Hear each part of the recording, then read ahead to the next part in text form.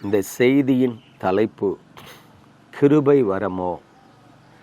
கிறிஸ்துவுக்குள் அன்பான தேவனுடைய பிள்ளைகளே, இயேசுவின் நாமத்தில் உங்களை வாழ்த்துகிறேன், ஆசீர்வதிக்கிறேன். கர்த்தர் உங்களுக்கு தமது இரக்கத்தின் ஐஸ்வர்யத்தை காண்பித்து உங்களை கை தூக்கி எடுக்க வேண்டுமாய் நான் உங்களுக்காக மன்றாடுகிறேன். இந்த ஆசீர்வதிக்கப்பட்ட நல்ல காலை பொழுதிலும் நம்முடைய தியானத்திற்கு ஆதாரமாக ரோமருக்கு எழுதின நிருபம் 6ஆம் அதிகாரம் 23ஆம் வசனத்தை பாருங்கள். பாவத்தின் சம்பளம் மரணம், தேவனுடைய கிருபை வரமோ நம்முடைய கர்த்தராகி இயேசு கிறிஸ்துவினால் உண்டான நித்திய ஜீவன். பிரியமானவர்களே, வேதம் சொல்லுகிறது பாவத்தின் சம்பளம் மரணம். பாவம் செய்கிற ஆத்துமா சாகும். உண்மையாகவே சில ஆண்டுகளுக்கு முன்பு எனக்கு ஒரு நண்பன் இருந்தான். அவனோடு பேசி கொண்டிருந்த பொழுது உள்ளம் உடைந்தவனாக, பேச விருப்பம் இல்லாதவனாக, ஏதோ ஒரு விரக்தியில் இருக்கிறது போல காணப்பட்டான். நான் அவனிடத்தில் சற்று துருவி விசாரித்த பொழுது ஒரு குறிப்பிட்ட அந்தரங்கமான பாவத்தில் அவன் விழுந்து போனான் என்றும், அந்த பாவத்தின் நிமித்தம் அவன் மனதானது சஞ்சலப்பட்டு பேதலித்து கொண்டிருக்கிறது என்றும் சொன்னான். உண்மையாகவே தேவனுடைய பிள்ளைகள் சந்தோஷமாக இருப்பார்கள், ஜாலியாக நண்பர்களோடு பேசுவார்கள், ஊர் சுற்றுவார்கள். ஆனால் தனிப்பட்ட வாழ்க்கையில் சில நேரங்களில் பாவம் போராடும் பொழுது அந்த பாவமானது அதிகமான இச்சையை கொண்டு வந்து நம்மோடு போராடும். ஒருவேளை அந்த பாவம் செய்ய வேண்டாம் என்று சொல்லி மனது நம்மை எச்சரித்தாலும் அந்த பாவத்தின் மேல் உள்ள இச்சையானது மீண்டும் மீண்டும் நம்மை தூண்டி அந்த பாவத்துக்கு நேராக திருப்பும். அப்பொழுது பாவம் செய்யாத மனிதர்களும் யாருக்கும் தெரியாமல் அந்தரங்கத்தில் பாவம் செய்ய வேண்டும் என்று சொல்லி ஆவலாய் ஓடி போய் அந்த பாவத்தில் விழுவார்கள். ஆனால் பாருங்கள், தேவனுடைய கிருபை பெற்றவர்கள், ஆண்டவரை நேசிக்கிறவர்கள், அவருக்கு காத்திருக்கிறவர்கள், இப்படிப்பட்ட தேவ ஜனங்கள் வாழ்க்கையில் பாவங்கள் போராடி ஒருவேளை அவர்கள் பாவத்தின் இச்சையினால் தூண்டப்பட்டு அந்த பாவத்தில் விழுந்து விடுவார்கள் என்று சொன்னால் பாவிகளைப் போல சந்தோஷமாக இருக்க மாட்டார்கள். தேவனை அறியாதவர்களும் துன்மார்க்கராய் வாழுகிற பாவிகளும் ஒரு பாவத்தை விரும்பி செய்யும் பொழுது அவர்கள் சந்தோஷப்படுவார்கள், மகிழுவார்கள். நான் சாதித்து விட்டேன், நான் இந்த யாருக்கும் தெரியாமல் பாவத்தை செய்து விட்டேன் என்று. ஆனால் தேவனுடைய பிள்ளைகளும் கர்த்தருக்கு பயந்தவர்களும் அவரால் நேசிக்கப்படுகிறவர்களும் பாவத்தில் விழுவார்கள் என்று சொன்னால் பாவம் செய்து முடித்த உடனே அவர்கள் மனசாட்சி அவர்களை கொன்றுவிடும். அவர்கள் மனது அடித்து கொண்டே இருக்கும். ஐயோ, நான் தெரியாமல் பாவத்தில் விழுந்து விட்டேன், தேவனுக்கு விரோதமான துரோகத்தை செய்து விட்டேன். அந்த இருதயத்தில் சமாதானமே இருக்காது, அது சஞ்சலப்பட்டு கொண்டே இருக்கும். ஒரு நாள் ஆனாலும் 2 நாள் ஆனாலும் முகநாடியும் வேறுபட்டு விடும். பாருங்கள், என் நண்பனும் அப்படித்தான் போராடி கொண்டிருந்தான். ஒருவேளை நான் அவனை கடிந்து கொள்ளவில்லை, அவனை அற்பமாய் நினைக்கவில்லை. விழுந்தவர்களிடத்தில் தேவன் காண்பிக்கிற கிருபை குறித்தும், காணாமல் போன ஆட்டை தேடி வருகிற மேய்ப்பனை குறித்தும், ஒருவேளை பாவத்தில் விழுந்தவன் கண்டிப்பாக தண்டனை தான் பெற்றுக்கொள்ள வேண்டும் என்பது அல்ல, அவனுக்கு தேவனுடைய இரக்கம் உண்டு. நாம் எல்லோரும் மனிதர்கள், பலவீனமானவர்கள். நாம் விரும்பினாலும் விரும்பாவிட்டாலும் சில நேரங்களில் தேவனுக்கு விரோதமான பாவத்திலே விழுந்து போவது உண்டு.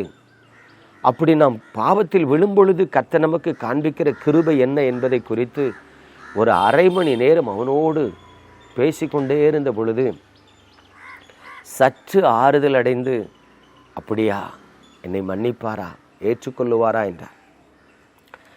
பிரியமான தேவனுடைய பிள்ளைகளை நன்றாக கவனித்துக் கொள்ளுங்கள். நமக்குள்ளே 3 விதமான மக்கள் இருக்கிறதை நான் பார்க்கிறேன். அதாவது, ஒரு மனிதன் பாவத்தில் விழும்பொழுது உடனடியாக அவன் உணர்வடைந்து தேவ சமூகத்தில் போய் ஜெபித்து, நான் என் பாவங்களை அறிக்கை செய்து விட்டு விட்டேன், கர்த்தர் அதை மன்னித்துக் கொள்ளுவார் என்று எதை குறித்தும் சஞ்சலப்படாமல் போகிற மனிதர்கள் இருக்கிறார்.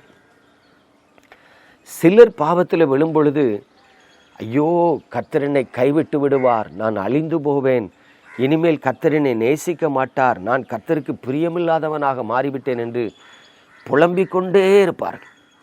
4 வருடங்கள் ஆனாலும் 4 வருடங்களுக்கு முன்பு செய்த பாவத்தை நினைத்து நினைத்து கர்த்தர் என்னை மன்னிக்க மாட்டார், கர்த்தர் என்னை ஏற்றுக்கொள்ள மாட்டார், நான் துரோகம் செய்து விட்டேன், நான் விழுந்து விட்டேன், இனி எனக்கு மன்னிப்பே கிடைக்காது என்று புலம்புகிற கூட்டத்தாரும் இருக்கிறார்.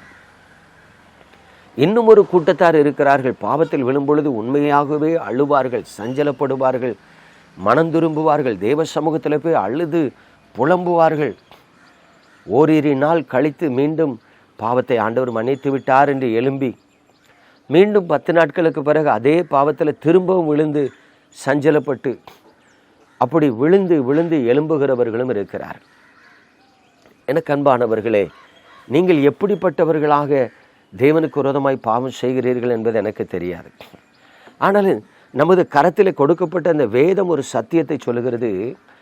பாவம் செய்கிற ஆத்துமா சாகத்தான் செய்யும். பாவத்துக்கு சம்பளம் மரணம்தான். ஆனால் தேவனுடைய கிருபை வரமோ, இது பழைய ஏற்பாட்டில் அல்ல, புதிய ஏற்பாட்டிலே இயேசு கிறிஸ்துவுக்கு பிறகு வந்த சீஷர்கள் மூலமாக நமக்கு எழுதப்பட்டு சத்தியம். அப்படியானால் பாவம் பெரிய பாவம் சின்ன பாவம் என்பது அல்ல, ஒரு முறை செய்தேன் இருமுறை செய்தேன் என்பதல்ல. பாவம் என்றால் அது பாவம்தான். அது ஒரு முறை செய்தாலும் பலமுறை செய்தாலும் பாவம்தான். பாவத்துக்கு தண்டனை ஒன்றுதான். சிலர் நினைக்கிறார்கள், ஏதோ சின்ன ஒரு பாவத்தை செஞ்சுட்டேன், அதனால நான் பெருசாக தண்டிக்கப்பட மாட்டேன்னு நினைக்கிறாங்க. கிடையாது. அந்த ஆயக்காரனை போல நான் இல்லைன்னு சொன்னான், ஆண்டவரான புறம்பை தள்ளிட்டார். அவன் குடிவெறி பண்ணலை, கொலை பண்ணலை, வேசித்தனம் பண்ணலை, விக்கிரக ஆராதனை பண்ணலை, இருதயத்தில் பெருமை இல்லவனாக இருந்தால் கர்த்தர் தூர தள்ளிட்டார். அதனால் தேவனுடைய பிள்ளைகளே, நான் பெரிய பாவத்தை செஞ்சுட்டேன் அதனால தான் தண்டனை கிடைக்கும், நான் சின்ன பாவத்தை செஞ்சுட்டேன் அதனால் தண்டனை கிடைக்காதுன்னு கிடையாது. பாவம் என்பது தேவனுக்கு விரோதமான ஒரு பகை. அது ஆத்துமாவை கொள்ளும், மனிதர்களை வேட்டையாடக்கூடியது. ஸோ நல்லா கவனித்து பாருங்கள், நீங்கள் எந்த பாவத்தில் விழுந்தாலும், பெரிய பாவமோ சின்ன பாவமோ, எந்த பாவத்தில் விழுந்தாலும் பாவத்துக்கு தண்டனை உண்டு. ஆனால் நீங்கள் நமது ஆண்டவராக இயேசு கிறிஸ்துவனிடத்தில் வந்து பரிசுத்த ஆவியானவருக்குள்ளே ஜெபம் பண்ணி பிதாவாகி தேவனுடைய இரக்கத்தை பெற காத்திருப்பீர்கள் என்று சொன்னால், எப்பேற்பட்ட பாவமாக இருந்தாலும் மன்னிக்கப்படும், மன்னிப்பு உண்டு. அதைத்தான் வேதம் மிக திட்டமாய் சொல்லுகிறது. தேவனுடைய கிருபை வரமோ, இயேசு கிறிஸ்துவின் மூலமாய் கொடுக்கப்படுகிற நித்திய ஜீவன்.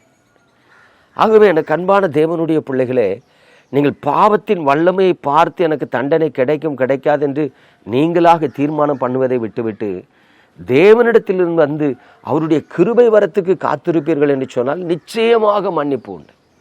அந்த மன்னிப்பை பெற்றவர்களாக நீங்கள் மனம் திரும்பி வாழ வேண்டும் என்பதே தேவனுடைய சித்தம். ஆகவே ஒரு முறை பாவம் செய்தாலும் பலமுறை பாவம் செய்தாலும் தேவனுடைய கிருபையினிடத்தில் கடந்து வந்தால் கர்த்தர் உங்களை கை தூக்கி எடுப்பார், மன்னிப்பார், மீண்டும் உங்களை பாவம் செய்யாதவர்களைப் போல சுத்திகரிப்பார். நம்ம ஜெபிப்போமா? அந்த கிருபை வரத்தை பெற்றுக்கொள்ளும்படி ஜெபிப்போம். ஆண்டவரே, உம்முடைய பரிசுத்தமான கரங்களில் எங்களை தாழ்த்துகிறோம். நாங்கள் பாவியான மனிதர்கள் என்றும் பலவீனமான மனிதர்கள் என்றும் கர்த்தர் அறிவீர்.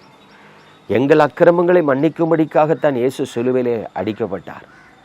விழுந்து போன எங்களை, வஞ்சிக்கப்பட்ட எங்களை கை தூக்கி விடுவதற்காகத்தான் அவர் சிலுவையிலே இரத்தம் சிந்தினார். இதோ கிருபையாய் எங்களுக்காய் சிந்தப்பட்ட அந்த விலையேறப்பட்ட இரத்தம் ஆண்டவரே, எமது பிள்ளைகளின் இருதயத்தை கழுவி சுத்திகரித்து அவர்கள் சஞ்சலங்களை மாற்றி அவர்களை சந்தோஷப்படுத்தட்டும் என்று ஜெபிக்கிறேன். எசேக்கியேல், தேவனுடைய அன்பு உன்னை தொடுகிறது. ஆண்டவரே, எமது கிருபையினால் அந்த மகனை கழுவியறணும். இதோ கர்த்தர் தமது முகத்தை உங்கள் மீது பிரகாசிக்க பண்ணுவார், உங்கள் அக்கிரமங்களை மன்னிப்பார். சுப்பிரமணியன், கர்த்தர் உனக்கு இரக்கம் பாராட்டுவார், உன்னை கைவிட மாட்டார், உன்னை கை தூக்கி எடுப்பார். ஆண்டவரே, உமது செட்டைக்குள்ளும் உமது பிள்ளைகளை மறைத்துக்கொள்ளும், நன்மையால் நிரப்பும். இயேசுவின் நாமத்தில் பிதாவே, ஆமென்.